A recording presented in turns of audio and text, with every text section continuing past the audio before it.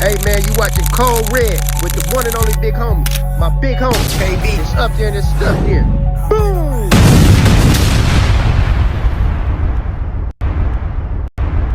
Ricardo or more, drink like a boss. It's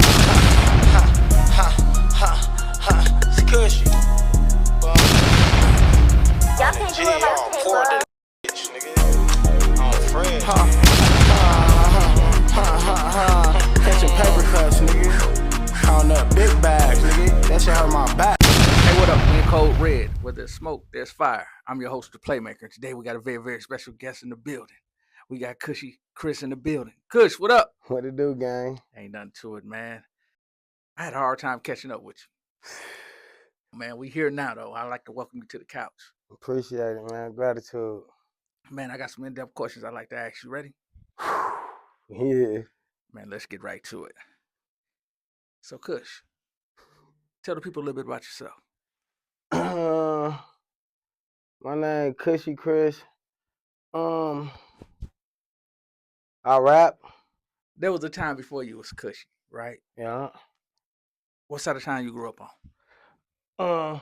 So originally I'm from Chicago, but I grew up in Milwaukee. So when we came to the mill, I originally used to be on the trace, 37th to right. Okay. But we moved all the way around and shit. We used to be moving around a lot, but we was on the trace for a minute. Then we started being like my guy named Quan and Jamil. They ended up getting the crib on 9th and Meineken. We started being on 9th and right and shit. So we started being down there. So like a lot of your time was spent down there on 9th Street. Split, yeah. From high school probably to people stopped just posting on the blocks. Was on 9th. But we lived on, my mama lived on 16th for Locust at that time when we started being over there. But yeah, we used to be on 9th from like freshman year all the way up. And then before then, we was on 37th and right. Man, you lived in some rough areas. What? 41st and Fairmont. Like 28th and Meineke was the first house we down there moved to when we first lived here. Richards and Keith. 20th and Hopkins. We lived everywhere. Damn, Kush. Yeah, we was You've been sliding. to every hood, every side of town. Yeah, we was sliding. So do that make you good in every hood? Yeah, I ain't had no problems with nobody. Okay, no doubt. So Kush, when did you find that you had a love for rap? Shit, I don't know. Everybody used to just get high and rap. When I lived on the trays, everybody used to listen to Gucci Mane and Lil Boosie. So, and Lil Wayne was having his way, so we used to get high smoking Reggie 3 for the 10, whatever. You know what I mean? We used to just get high, walk around with the MP3 players.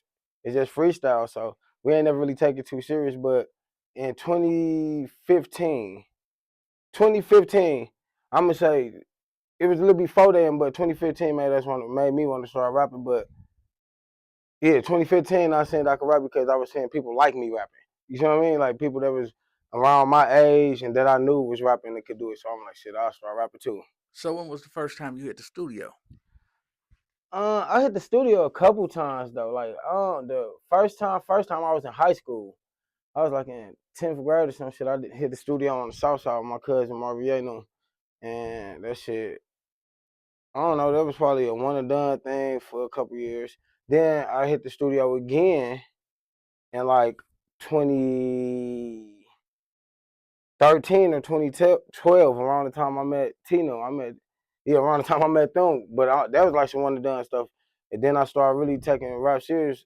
Big Fred died, and then some months passed, and me and my guy Byron, we was like, fuck it. Blessed Tino was going crazy at the time. We liked that shit. They was going crazy.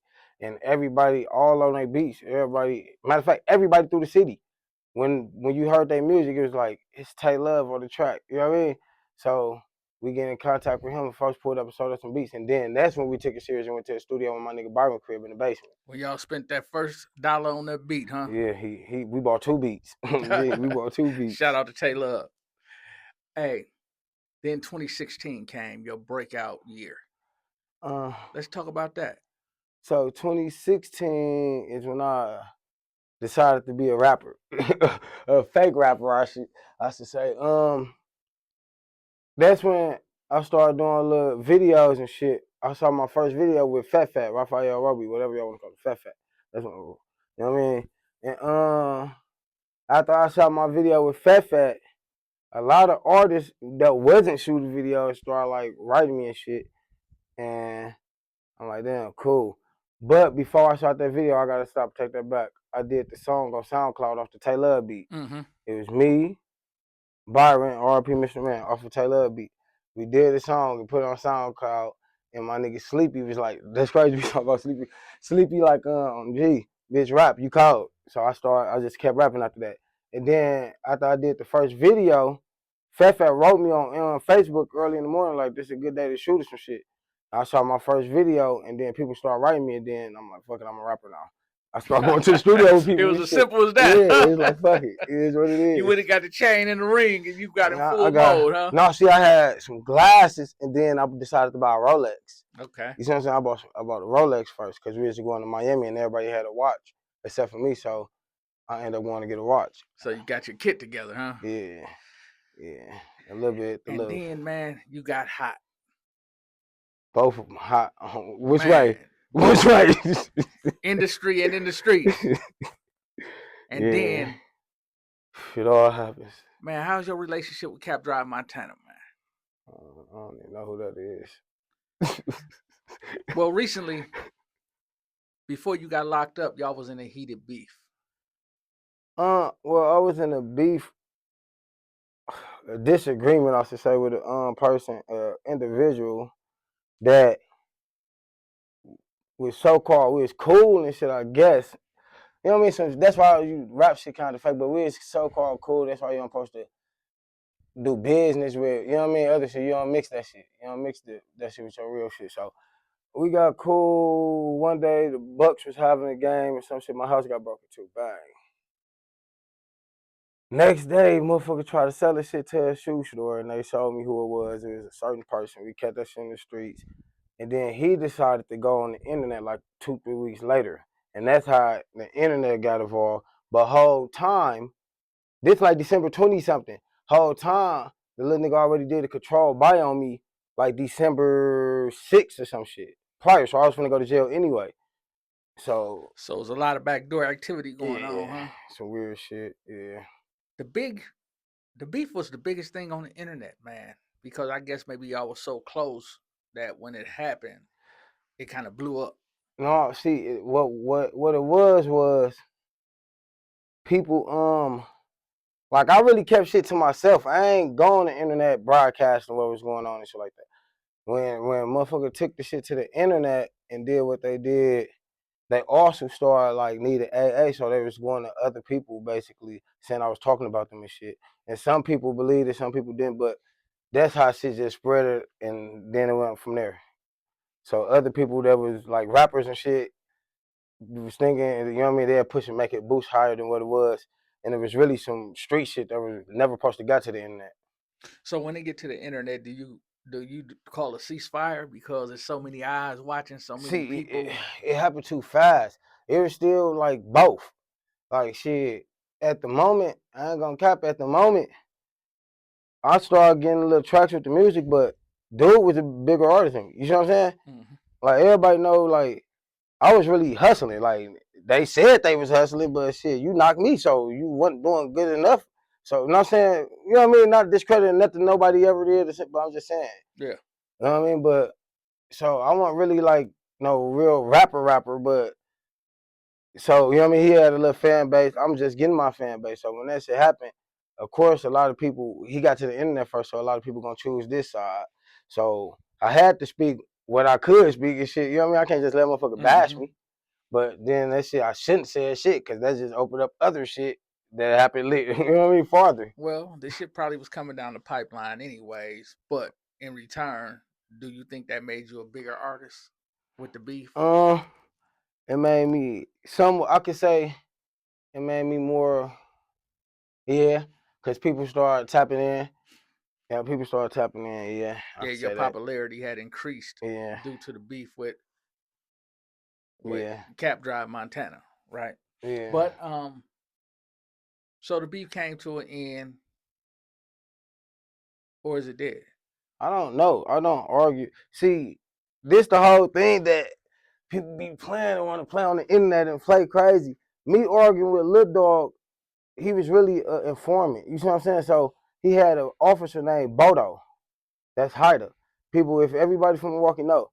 So he was working for him. Like this is his. Like this who he was particularly working for. You, if that's how I said. You see what I'm saying? So when we got a tour, people were saying Lil Dog was snitching and all this shit was going on, and they uploading it. So Bodo mad at me because shit like that cool. Which I don't know. He got a vendetta against me until months down the line when I get arrested. But then some other guys he posted did some shit too, I guess, did a video and they had masks on. And they said something about slapping all on Bodo wearing a wire or some shit. Like, you know what I mean? So when I get knocked, the nigga will come interrogate us on a Sunday. Me and Quincy both get knocked at my crib on some other shit that happened at Bouchard's, but they knock us. Dude, we get knocked on Friday. He come interrogate us Sunday separately. I don't even know who this man is. I go on that motherfucker. He said, so you was slapping all on Bodo, huh? I don't even know who you is, bro. You see what I'm saying? But the man played so crazy. The man try to make it out, make my co-defendant telling me or make the streets think I'm telling, and made a fake statement saying he didn't read my rights because I didn't ask him to. Or I told him some shit like, don't read my rights, saying I set Quincy up. Me and Quincy got knocked together. You see what I'm saying? And everybody that know what's really happened. I call Quincy right now, like everybody know, but me and him got into it when we was in jail because some he say, she say shit. You and Quincy? Yeah, we was cool. But that's when the rumors started coming down. I was telling the fake paperwork and all that shit. We weren't saying eye to eye over some other shit, and that just led to some extra shit. You see what I'm saying? Like, all right, now I'm finna do this and this. But there was some he say, she say shit that all led from Lil Dog. That's why I'm cool on dude. You know what I mean? So that was your first bit? Yeah, 7. I got 24 years. I had 12 in, 12 out. I had 9 in, 9 out for that, and 3 years state sentence revocation. They gave me my revocation. I ain't had no programs on, and then 9 years for my other case and a 9 out. Bang, with ERP stipulation after 7. So I would have had to do 10 years. I would have to do my 3 years first and then 7. So I would say 2.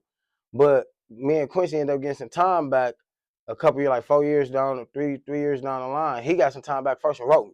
Like, they fucked up on the fentanyl shit. It wasn't even no illegal substance at the time. They made it one. It wasn't no special. It's something, it's a word, but they made it one. You see what I mean? A scheduled conference drug, they made it one. So he got time back first, and then he popped the kite at me, and then I shot to my lawyer, and then that's how I got some time back. But I still did 7 years, 5 months, and like 20 days or some shit. Damn, so it's true. If you can't do 10, give it to a friend, huh? Man. So that first bit, man, you end up giving some time back, coming home, Mhm. touch the streets. But a lot of things happen in between there where you was living your life, right? Mhm. How did you meet Cody Woe? Who the fuck introduced me to him? That's crazy. He was at the studio at Meat Studio with somebody, was it Kenny? On the G, somebody called me like Cody Roll down here doing features. And that's when I was on my feature shit, cause I bought a feature from Babyface Ray prior to that, and a feature from Bang Gang Biggs. This when I was buying shit. You know what I mean? I tried to buy myself and shit. And I ended up building a relationship with Cody. I still talk to him. He just wrote me recently, like a couple weeks ago, on my comment on my shit. But Hey, Cody, I need an interview. yeah, I can write him too. He changed his life. I'm thinking for the better shit. He was on the park. He used to be throwing them bitches back on the G. But I met him at Me Studio. Me Studio was on 34th and National. Somebody set that shit up. It's a foreign kid. Somebody set it up. I came, blessed. I gave him some money, and then we built a relationship after that. He started just fuck with me, and whenever he came down here, he'd just come call me and come to my house or whatever. So we was tapped in. I fucked with Cody. That's my nigga. Okay. So ever since then, y'all been locked in. Yeah, he gang. I fuck with him. He was reaching for me while I was in the joint too. I fuck with Cody. No doubt. So you end up getting back out. Did the beef pop back up? No, I know. It was dead. Ain't no So beef. what happened when you touched back down?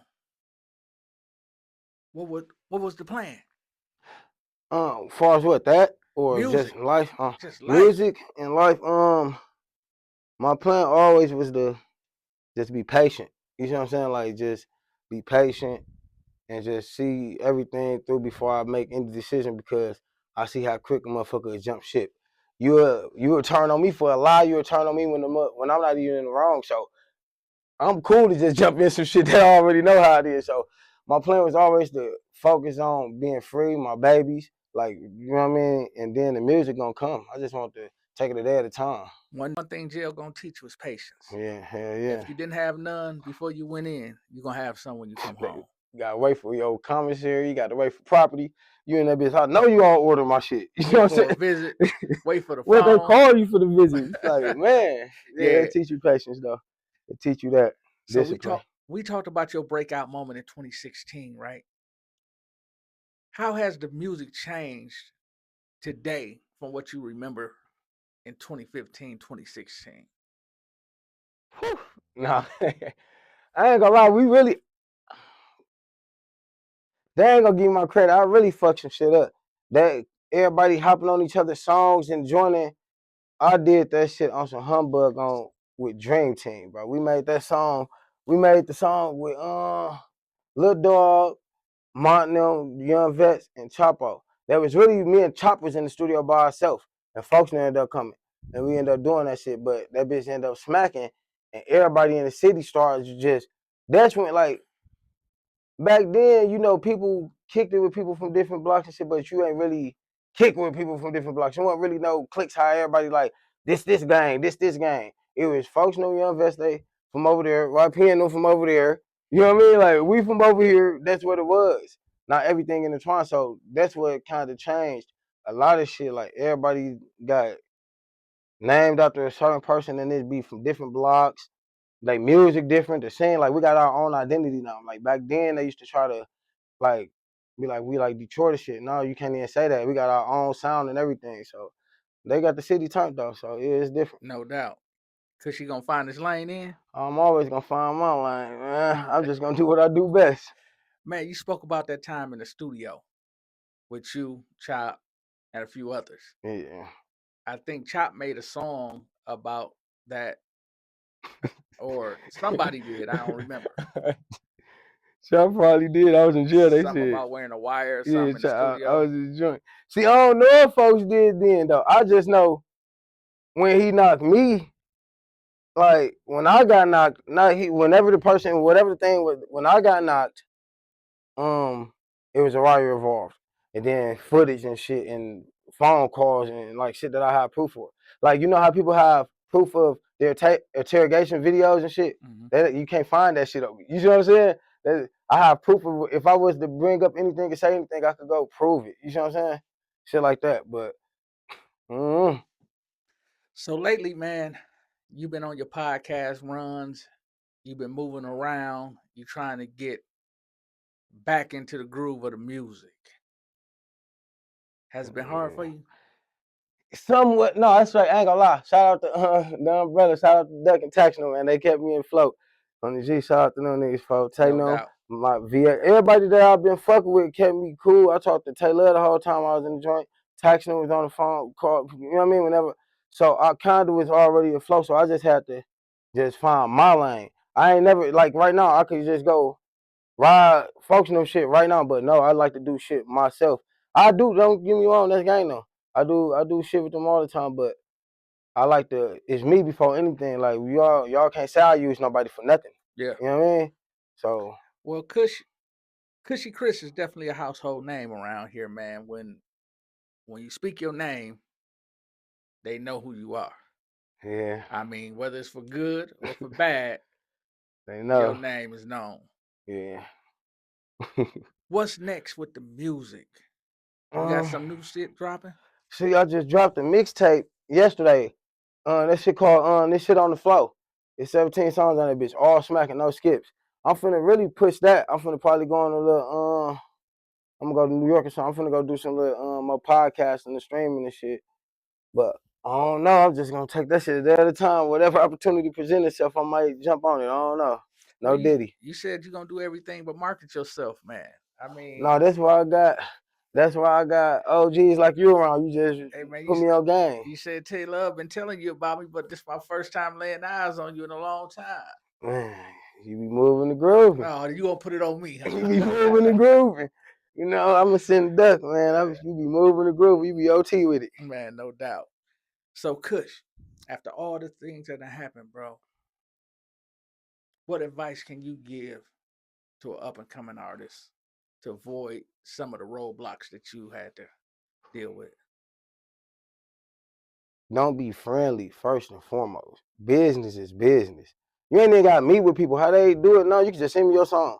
I mean, you can avoid people, just keep shit business. Music is music. Do songs, don't inherit nobody else beef that ain't got nothing to do with you because you did a feature with this person, or just do you, bro. Don't get no fuck what's going on. You might get one like, might get no likes. Be consistent and do you. That shit gonna happen. But what I learned about the likes and the comments, man, is that you're gonna always have more views because they peeking and watching than you're gonna have comments and likes. Yeah, that's crazy. You know, Yeah, they don't like supporting me. I don't know why. They don't like supporting me. They'll come tap in. Like, what's so crazy? Like my following be going, but I got 3,000 something, like almost 4,000 followers at this moment, and my motherfucking shit high 20, 30,000 views on something. You see what I'm saying? Like, damn, where all y'all at?